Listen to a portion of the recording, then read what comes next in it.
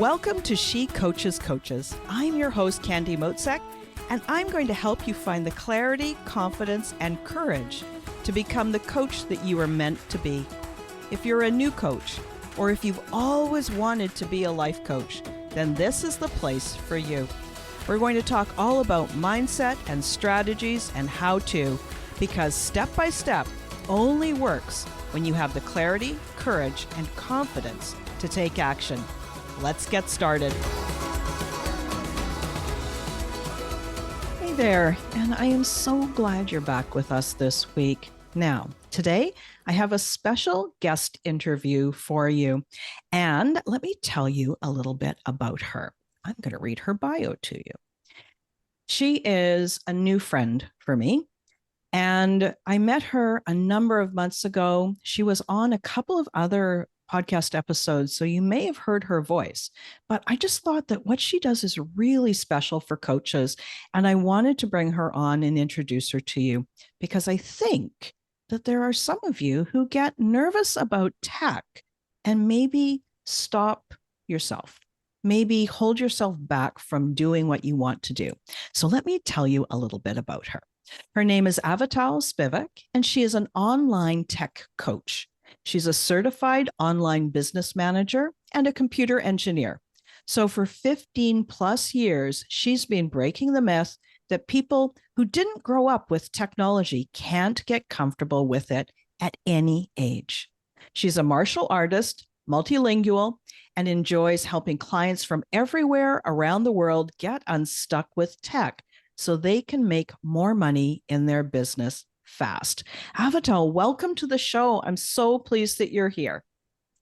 Thank you so much, Candy. I'm happy to be here with you. Yeah. And so you and I are both engineers originally. And so there's that line of connection. But the other thing, the reason that I asked you to come on the show is when I met you, I have this feeling that you are very determined, very intelligent, and very kind.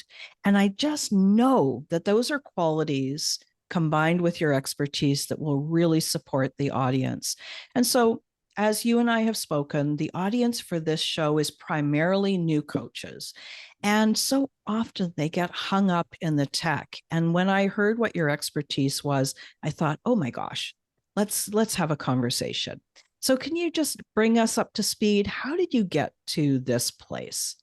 So I was working as an engineer, but in my spare time, really enjoyed helping people when they were getting stuck. And what I mean by that is not people who are on the high-tech side of things, but people like my neighbor and my mother and a neighbor that was a coach and a psychologist. And these people needed to get online. The online world stopped waiting and being just part of people's work, but it started coming everywhere, including the oven. You know, it stopped having buttons, it started having a screen. And people who didn't know how to navigate a screen easily were getting lost. And I could see that it was a matter of translation. It was a matter of people finding themselves in computer land, which had some different verbiage and different words, and they just could not say what they knew was true. So people who knew what they wanted to do, who lived a full life, who had a business that's working, but suddenly needed to do things in a new way and couldn't make themselves understood. That bothered me. And I started looking at what to do about it. Wow. So this idea of translator, and I know that when you and I spoke, there is this thing where somebody who is successful, mature, interesting, accomplished, and they don't quite even know the piece that's missing. They know there's something missing, but they can't describe it. And I think that that's one of the places that you really step in to help people. I would say that that's true, because if you think of your experience, if you are having trouble and you think that's technology, what are you feeling? And to reflect what my clients and people I speak with are feeling, it's, I feel lost. I feel almost like I'm stupid suddenly. I cannot make myself understood. I know what I want, but somehow they don't get it. They say that I stopped showing up like the professional that I am. I am very professional, but people are not seeing me as such anymore. And now take that experience. If you have some of that experience or those experiences, take that and imagine yourself as your business self, savvy, with all your experience, landing in another country where the language is different. The experience is very similar. You know what you want to tell people, they don't understand you. Right. They look at you like you're maybe a little not all there. But I know, right? It's a very unpleasant experience unless you have a translator with you. Right. If you take the translator to the meetings, if you take now through translation, they know what you want. You can make yourself understood to people on the other side, and you again show up like the professional you are. And so we often speak to the same audience. We speak to newer coaches. And in my experience, I've seen a lot of new coaches who do this. They hold themselves back. They're nervous. They're suddenly embarrassed, all because of tech. And so for me, when I talk to my clients, the first thing that I'm always wanting them to do, especially a brand new coach, is let's get you coaching.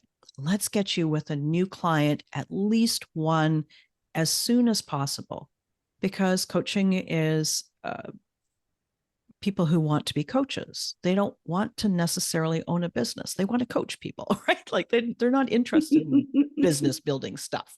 And so let's get you doing the thing that you really want to do. The business will happen if you have a plan. Let's get you signing clients. But you help them with the tech part. Can you describe some of the places where you see people really stumble, so that people know that they're not alone, that this is something that is doable and they can overcome it too? Yes.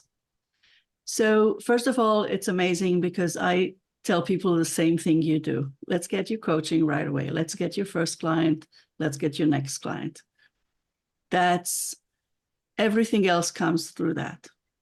At the same time, there are a few stumbling stones to signing that first client. Because if you can imagine that moment that the person you speak with says, yes, I want to work with you.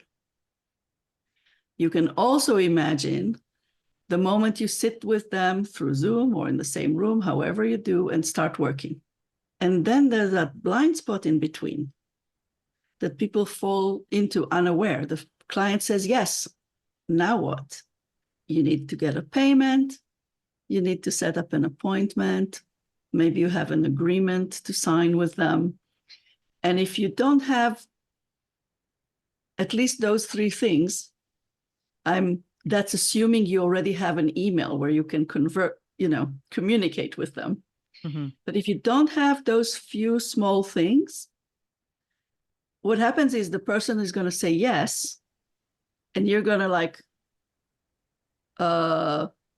and start scrambling. Yeah. And sometimes the opportunity falls through by the time you figured it out. Right. Also, you're not going to quite know it, but you're going to be hesitant when you speak with the people to try and get them to a yes. Mm-hmm. Because even though it's a blind spot, it's like it's a feeling of doom coming. And you know that there's something you don't know, but you don't know what it is. You can't deal with it. So you're kind of hesitant to get all the way to the yes because you don't know what's coming after that. Right. So And I if we see, take care of that simple, small bit that you need, it changes the equation of getting to that first client. I agree. And so I see that hesitation. Like if you don't know, if you're thinking of walking and you put your right foot down and you're waiting to put your left foot down, but you don't have a shoe on your left foot, you're not so sure that you want to take that step into the mud. So that I 100% agree, in a really solid onboarding process. And I work with that with the clients. The side that where I see that you do is a little bit different is the actual technical piece. And one of the things that you and I spoke about, um, aside from the onboarding, is when you're in conversation with somebody or you attend an online networking event, how do you show up on Zoom? How do you make that work? So do you find that that's something that your clients need a lot of help with as well, so that they can show up as professionally as they do? Yes, I totally do. Um, and we set that up a moment after the onboarding. We go, look, where do you get those people to talk with? And a lot of time the answer is networking. And now, how do you show up in networking? First of all, physically, what does your room look like? What's behind you? How do you sit? Are you shrimping sort of on the bottom? Where are you on the screen? And also, how do you click on a link and still see your notes and Zoom at the same time? How do you raise your hand? All sorts of things that many of us have figured out, but some of us not yet. And we really need a solid to find out that minimum thread of what you need to feel good in a meeting. And even have your little bio, little blurb, your little offer, contact information.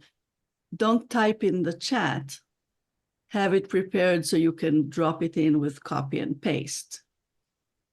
How do you take notes? Maybe you take a screen capture. So I teach you how to do a screen capture and where to put it so that you can later see the people that you were in the breakout room with, et cetera, et cetera. There's a few things that really make you very efficient and able to follow through. And if you don't have them, you're feeling less professional and looking less professional. And that's exactly, the same emotion that you were describing before. So perhaps you hesitate to show up to those online networking events because you don't feel that you come through the screen as professionally as you are used to. And so again, you might hold yourself back. And so this is that place where you, as a translator, but it's more than translation, because it's actually, it sounds like a jigsaw puzzle. So for example, being on Zoom in a breakout room or in an online networking event and being able to show up fully as yourself, there are pieces of a jigsaw puzzle. Like you said, how do you show up? How do you take notes? How do you look at your notes without losing the screen? How do you raise your hand? All of these little things. Do you feel that it's like a jigsaw puzzle, or do you have another way of describing that? I describe it as a link chain that you can put around your, a necklace, but Right. that's made out of links. And each of those pieces that you just said is a link. And sometimes you have the link, but it's not connected to the other, so they're not functioning yet together. And as we work, you have more and more links. And you might still feel lost because you're like, I still can't do the thing. And then I show you, when we started, you had maybe 2 links. Now you have 10 links, they're connected to each other, but until we actually close the loop, have all the links connected, you can't use it as a necklace. So you're right, because it's more than translation. It's almost like I work in parallel tracks with people. One track is I'm your translator. Don't go it alone. You don't know the language yet. Let me do it with you. And now you're able to move in places that you cannot move by yourself. At the same time, on a parallel track, I'm teaching you the pieces that you need to be able to move by yourself. And until you have all the pieces, at some point you're like, wow, I can really do this. But until then, you have more and more pieces. And by me working with you and going with you, you actually see the pieces in action even before you can do them by yourself. So it all has a purpose. I'm not teaching anything theoretical. I'm only working with you on things that you need, like what did you do in the networking meeting? What didn't work for you? Okay, let's put that piece in place because you're going to the networking without me. So you're my eyes. You're the one gathering observations. Bring them in. We're going to fix what didn't work. And then we pave the way for you to walk through by yourself. And it is a jigsaw puzzle because it's even fractal, because there's all the little pieces inside the Zoom meeting, the networking meeting.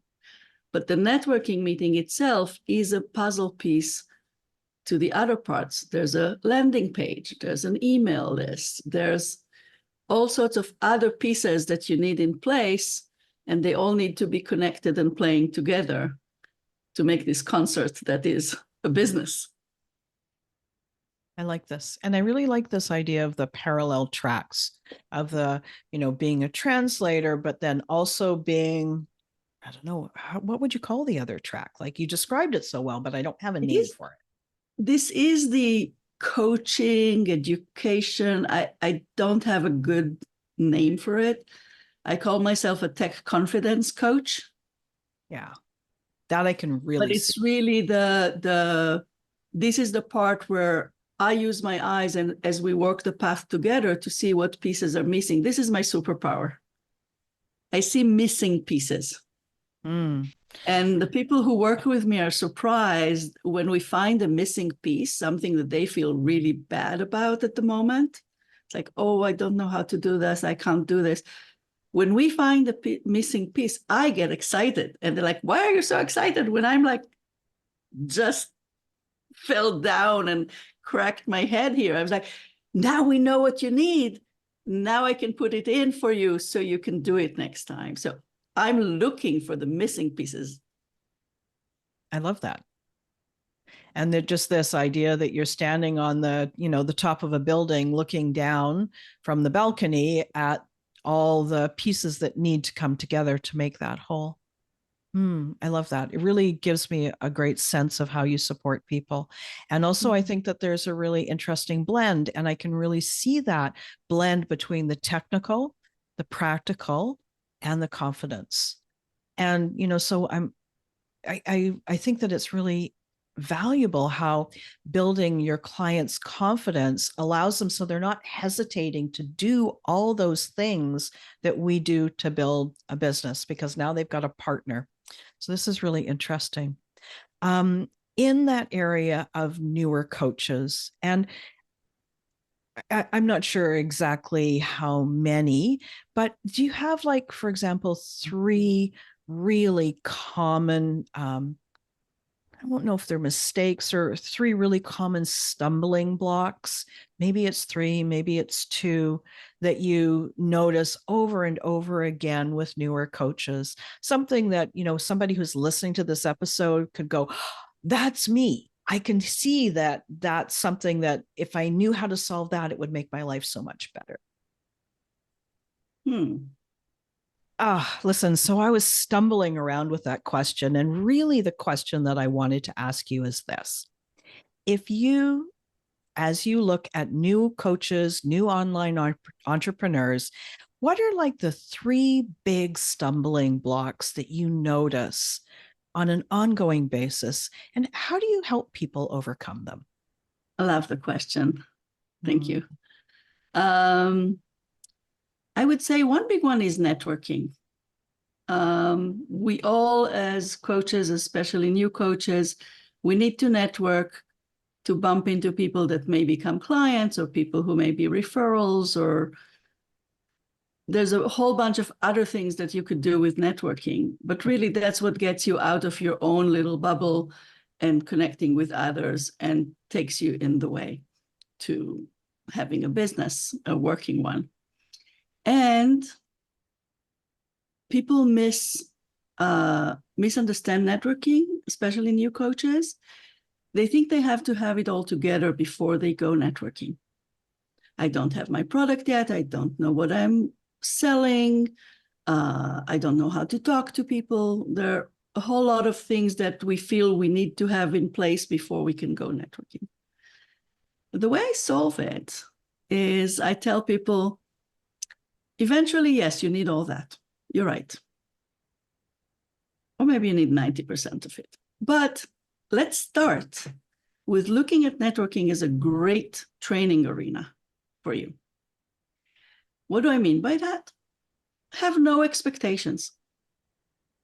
Just go and let's learn from it. What is it that you need or not? So you can go as a fly on the wall at first, have your video off, don't do anything, just watch. Because just seeing how the meetings work, sometimes that's something scary before you go. How am I going to interact there? What's happening there? You can go and look. You can go there and talk to people if they ask you something. You can go there and I teach you the basics. I teach you how to show up on Zoom. I teach you how to put things in the chat. I teach you how to raise your hand when asked. And there's a few basics that help you. But other than that, go have fun, try stuff. At some point, it starts landing. Yeah, I love that. And the way you give them permission to just take it a step at a time, that they don't have to go and be perfect and have everything in place. That's really cool. So what's the second one? The second one I would say it's kind of a cousin of the first one because it's about getting ready.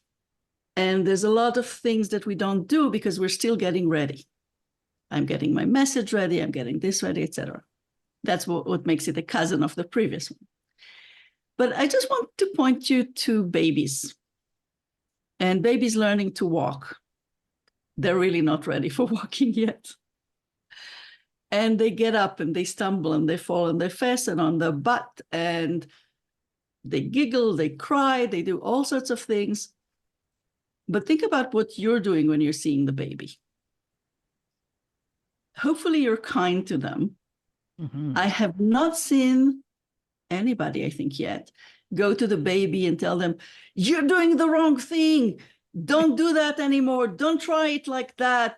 Put your left foot before your right foot and look where you're walking and stand up straight. And never. No. What do? We applaud. We go, yes, and smile and encourage them, right? Yeah. So take a page out of that and see how you treat yourself when you're trying to become a business person and you're still a business baby. Yes. Or a coach baby. So give yourself the same kindness you would give to anybody who's starting on a new thing that they don't know how to do. The courage to actually step into the arena and start doing things that you don't yet know how to do is huge, and it deserves kindness and respect. From yourself to yourself. That is very powerful. Oh, I love that. And you had a third. What's the third one? The third is pretty practical. It's about the minimal systems that you need, because you do need some things. But what is it that you need? I defined it. I have a map for it. If you ever come to my workshop, you might see it. But it has the 5 areas of needs for the business, because your business has needs. And we need to cover those needs with something, with a tool or something, so that that need is met. What I make sure with my clients is that all 5 basic areas have something covering them. What do I mean by that? For example, payments. You need some way to get money. You need some way to send money when you pay for things. If you have that, it doesn't have to be sexy. It doesn't have to be, complex. Whatever it is, if you have a way to do this, that rubric is covered. So I have 5 areas like that. We make sure Each one of them is covered in the minimal way that is easy for you to use, that you know it's covered, and now you can walk that path. Well, I love it. And that's why you're the tech confidence coach. Get all 5 of those areas, at least with the minimal coverage. Then they're not feeling as hesitant, not feeling as nervous. And there you go. And that just makes it so much easier to sign those first few clients. I love it. Wow. I have to say, I've really enjoyed this conversation. We've covered a lot of ground, so many interesting things, and this blend of the tech and process with how people feel so that they can, go and create that business that they really want. So there's going to be people who want to find out more about you. How do they find out more about you? So one great way is to sign up for my next workshop. I have them every month or two. And it's always at askavital.com/workshop. You can go sign to my next workshop, come meet me, say hello, learn maybe something. These are free. Lovely. Yeah, that's just great. And I'll make sure to put the link for the workshop in the episode notes as well. Now, what about social media? What's the place that they can come and check you out, or your website? So my favorite social media is LinkedIn. Mm-hmm. You can find me by my name, Avital Spivak, and the link would be also in the show notes. And my website is vitalweave.com. Lovely. That is great. Thank you so much for joining me. Really enjoyed the conversation. And I know that the people who listen, they're going to have learned so much. And I think just in hearing this conversation and the guidance that you give people, they're going to feel better. They know that it's possible, and they know that they're not odd. Any last words before we sign off? That might sound weird, but I'm going to recommend for everybody to use your eyes on the screen. One of the things that's kind of interesting is that Computerland is accessed only with our eyes through the screen. Sometimes through our ears, but mostly eyes on a screen. That's the only way that we have to converse with our tools. And if our tools are trying to tell us something, it will be on the screen. And my clients come to me again and again, a year later, 2 years later, and say, the most important thing you taught me was to look at the screen. Oh, awesome. And read it. So I would like to give that to everybody here listening to us. Oh, that's wonderful. Thank you. All right, everyone. That is the episode for this week. I am so glad that you joined us, and I hope you took notes and learned a lot, and we'll be back to talk to you again next week. Thanks again for listening today. Please hop on over to Apple Podcasts and leave a review. Also, I would love to hear from you. Did something that I say resonate? What else would you like to learn about? Click the link in the player and leave a comment on the post. This is going to give me great ideas for future episodes so I can help you best. Join me again next week for more coaching, support, and teaching to help you become the confident coach you are meant to be.